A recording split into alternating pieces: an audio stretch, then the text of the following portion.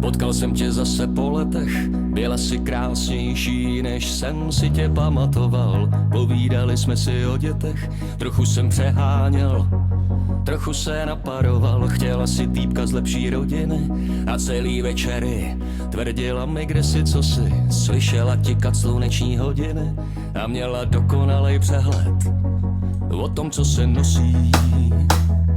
Já nezapomínám 10 let, jak půl hodina.